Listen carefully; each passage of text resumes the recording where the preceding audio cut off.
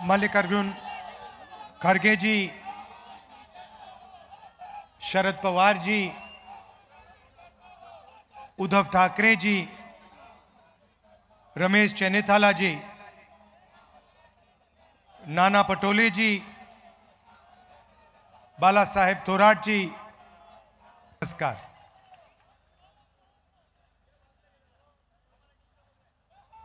लड़ाई विचारधारा की लड़ाई है।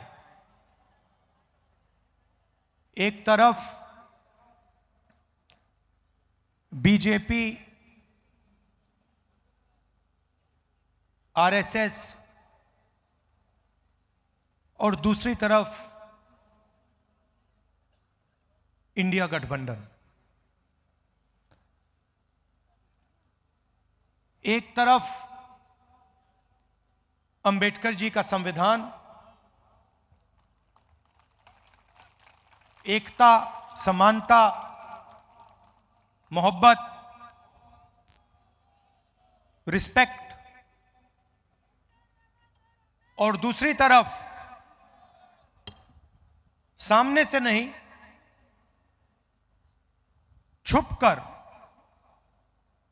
बीजेपी के लोग, आरएसएस के लोग इस संविधान को खत्म करना चाहते हैं। सामने से नहीं कह सकते हैं, सामने से कहेंगे तो नतीजा उनको मालूम है, पूरा का पूरा देश उनके सामने खड़ा हो जाएगा। इसलिए वो सामने से नहीं कहते हैं, छुपकर संविधान को कमजोर करते हैं।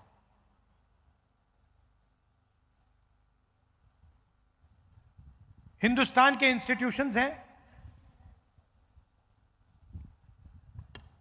संस्थाएं हैं, ब्यूरोक्रेसी है, शिक्षा का सिस्टम है, स्वास्थ्य का सिस्टम है। संविधान में कहीं नहीं लिखा कि एक पार्टी को, एक विचारधारा को अपने लोग हिंदुस्तान की हर संस्था में डालने हैं। यह इंडिया गठबंधन कभी नहीं करता है। आप देखिए, आज देश में यूनिवर्सिटीज के वाइस चांसलर्स की लिस्ट निकाली। उस लिस्ट में आपको मेरिट नहीं दिखाई देगा, सिर्फ क्वालिफिकेशन सिर्फ आरएसएस की मेंबरशिप का है। वाइस चांसलर बनना है, आरएसएस की मेंबरशिप लीजिए। साइंस के बारे में, ज्योग्राफी के बारे में, हिस्ट्री के बारे में कुछ मालूम ना हो, कोई फर्क नहीं पड़ता। आरएसएस के हो, सीधा आपको उसमें जगह मिलेगी। और ये एक संस्था के साथ नहीं हो रहा है, ये हिंदुस्तान की सारी संस्थाओं के साथ, इंस्टीट्यूशंस के साथ हो रहा है।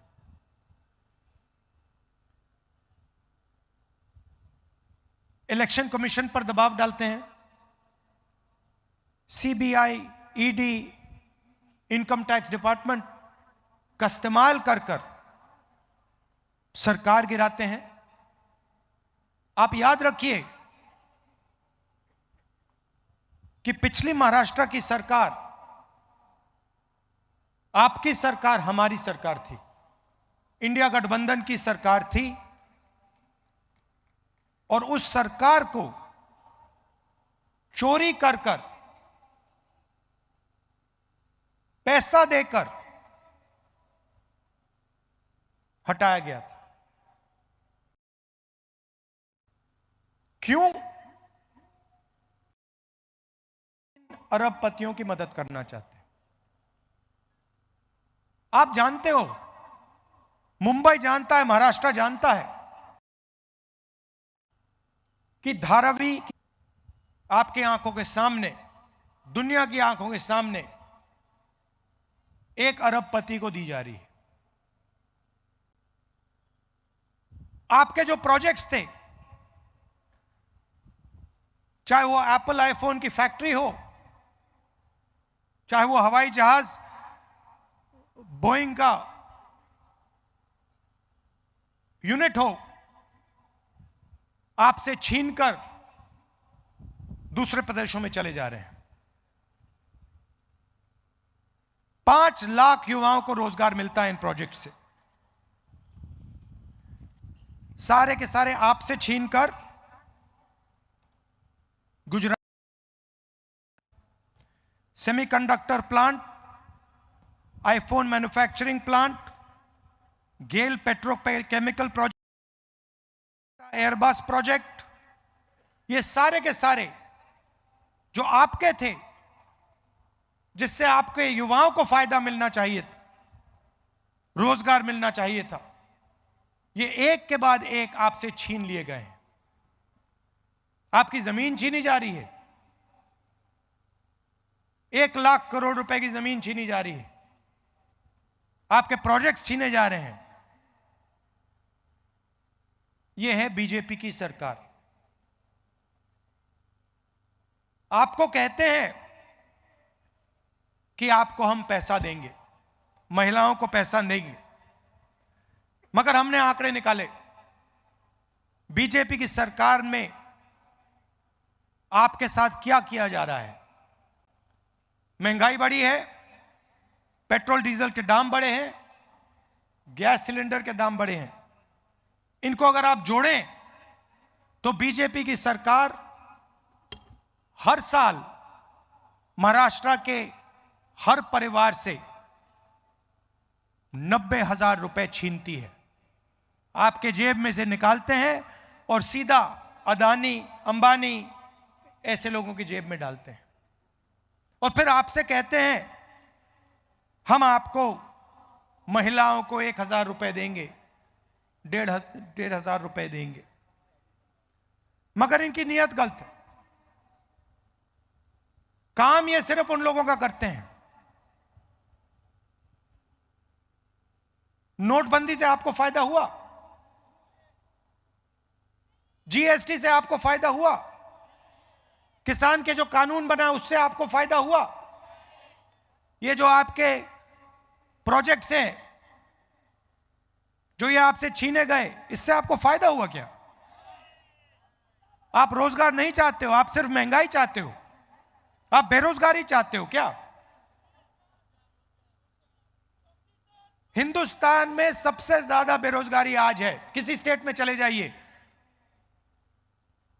महाराष्ट्र छोड़िए, किसी भी स्टेट में चले जाइए और वहां आप पूछिए, युवाओं से पूछिए क्या करते हो, कहेंगे भैया कुछ नहीं करते हैं।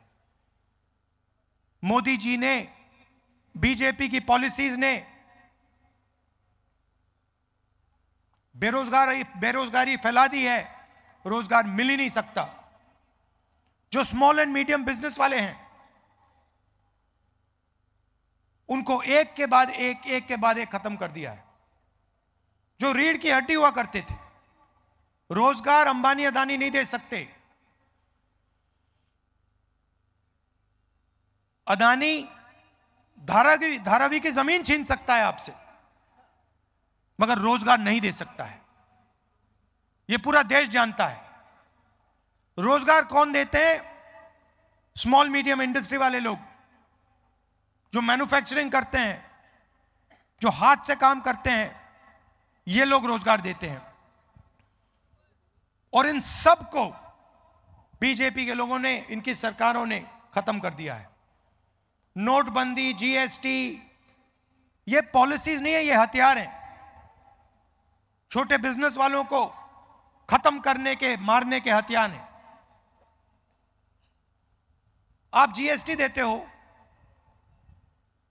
जितनी जीएसटी हिंदुस्तान का सबसे गरीब व्यक्ति देता है, उतनी ही जीएसटी अदानी देता है। आप शर्ट खरीदोगे, उतना ही पैसा आपके जेब से जाएगा जितना अदानी के जेब से जाएगा।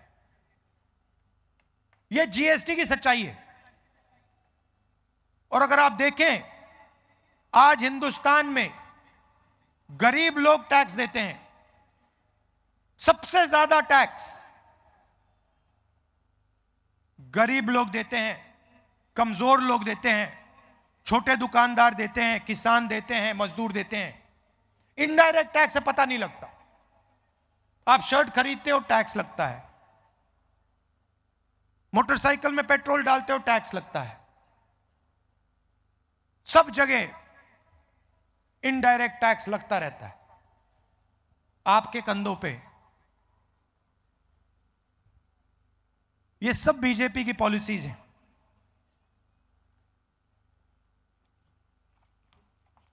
मैंने संविधान की बात की। यह विचारधारा की लड़ाई है। एक तरफ अरबपतियों की सरकार और दूसरी तरफ गरीबों की, किसानों की,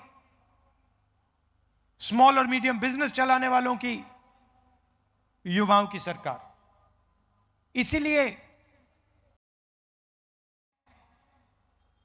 महाराष्ट्र की जनता को 5 गारंटी, और आज मुझे कहा गया है कि आपको मैं 5 गारंटीज में से पहली गारंटी के बारे में बताऊं। शरद पवार जी, उद्धव ठाकरे जी और खारगे जी आपको बाकी गारंटीज के बारे में बताएंगे, मगर मैं आपको महालक्ष्मी योजना 3,000 रुपए हर महिला के बैंक अकाउंट में हर महीने इंडिया गठबंधन की सरकार डालने जा रही है। हर महीने बैंक अकाउंट में महाराष्ट्र की महिलाओं को 3,000 रुपए सीधा खटाखट खटाखट खटाखट खटाखट नजर जाएगा।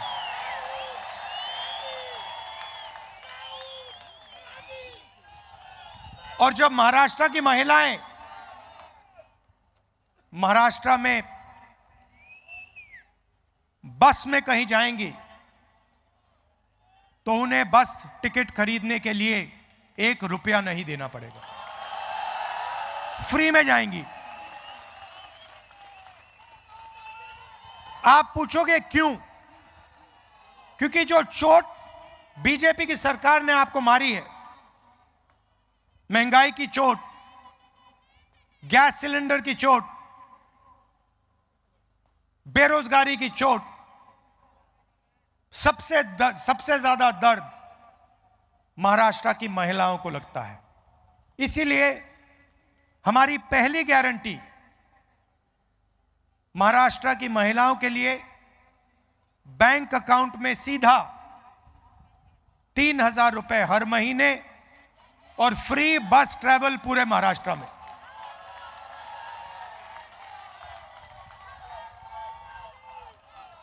जो बाकी गारंटीज हैं उनके बारे में शरद पवार जी, उद्धव ठाकरे जी और खारगे जी आपको बताएंगे।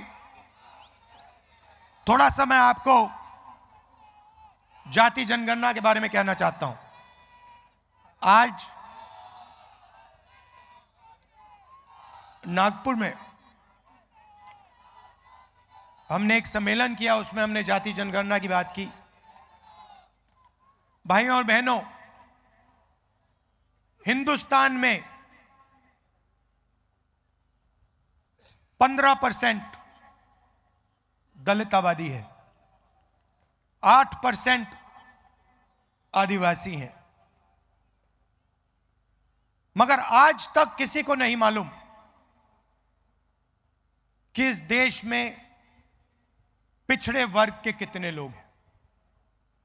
कोई कहता है 50 हैं, कोई कहता है 55% हैं, कोई कहता है 60% है, किसी को नहीं मालूम। और जब हम देखते हैं, हिंदुस्तान की संस्थाओं को देखते हैं, मीडिया को देखते हैं, कॉर्पोरेट इंडिया को देखते हैं, जुडिशरी को देखते हैं, इन सब संस्थाओं में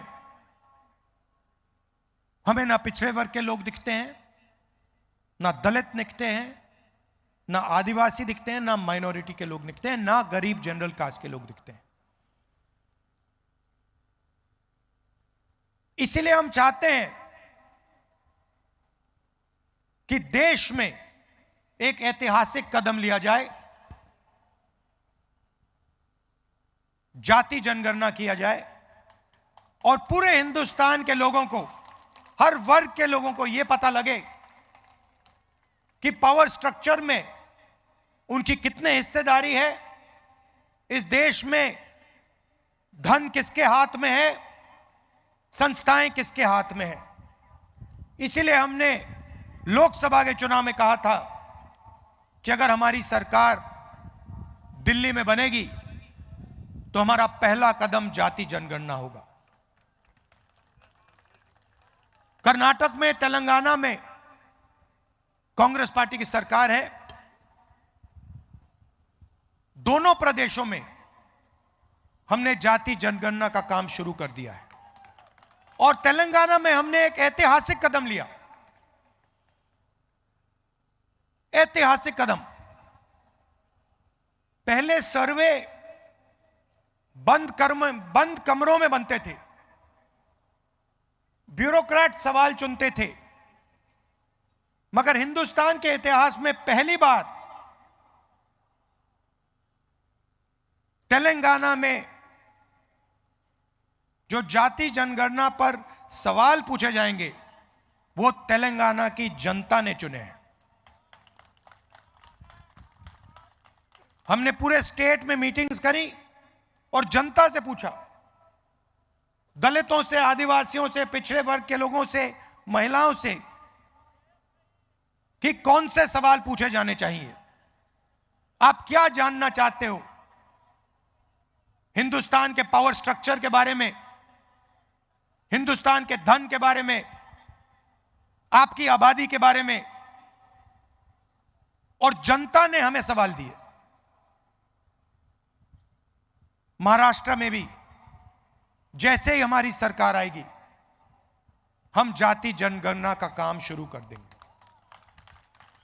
और पार्लियामेंट में मैंने साफ कहा है, मोदी जी कुछ भी करें, इंडिया गठबंधन की सरकार वैसे ही जाति जनगणना होगा। और ये जो 50% की सीलिंग लगा रखी है, जो दीवार बना रखी है रिजर्वेशन की, इस दीवार को हम तोड़ देंगे। भाइयों और बहनों, विचारधारा की लड़ाई है। अगर यह संविधान खत्म हो गया तो हिंदुस्तान के गरीब लोगों के पास, दलितों के पास, आदिवासियों के पास, पिछड़ों के पास कुछ नहीं बचेगा। जो भी आज आपको मिला है, चाहे ये आईआईटीज हो, आईआईएम हो, शिक्षा का सिस्टम हो, स्वास्थ्य का सिस्टम हो, आपकी जमीन की रक्षा, यह सब संविधान करता है। अगर आज अदानी जी पर थोड़ी सी रोक लगी हुई है तो यह संविधान के कारण रोक लगी हुई है। और यह जो किताब है, यह सिर्फ एक किताब नहीं है। इस किताब में महापुरुषों की सोच, हिंदुस्तान की आवाज है इस किताब में। इसमें अंबेडकर जी की आवाज है, फूले जी की आवाज है, गांधी जी की आवाज है, बसवन्ना जी की आवाज है, नारायण गुरु जी की आवाज है, बुद्ध भगवान की आवाज है। उन सब की आवाज इस किताब में है। और हिंदुस्तान की आवाज, गरीबों की आवाज, दलितों की, पिछड़ों की, कमजोर लोगों की, किसानों की आवाज इसमें है। और आस्ते आस्ते नरेंद्र मोदी, आरएसएस और बीजेपी इस किताब को खत्म करने में लगे हैं। इंडिया गठबंधन आपको मैसेज देना चाहता है कि कुछ भी हो जाए, संविधान को कोई नहीं छुएगा, कोई नहीं खत्म कर पाएगा। इंडिया गठबंधन एक साथ खड़ा है, हिंदुस्तान की जनता एक साथ खड़ी है। हम इसको कभी खत्म नहीं होने देंगे। आप सबका मैं दिल से धन्यवाद करता हूं। चुनाव का समय है। आपकी जो पिछली सरकार थी वो आपके हाथों से चोरी की गई। बीजेपी, आरएसएस, इन लोगों ने आपसे आपकी सरकार छीनी। चोरी करके, एमएलए खरीद कर आपकी सरकार छीनी गई। यह आप याद रखिए। और इस बार महाराष्ट्र की सरकार बनाइए जो आपके प्रोजेक्ट्स दूसरे प्रदेशों में ना भेजे, जो आपकी धारावी की जमीन अदानी जी के हवाले ना करे, मगर महाराष्ट्र के किसानों के लिए, मजदूरों के लिए, छोटे व्यापारियों के लिए, स्मॉल और मीडियम बिजनेस और युवाओं के लिए काम करे। आप सबका फिर से बहुत बहुत धन्यवाद। नमस्कार। जय हिंद।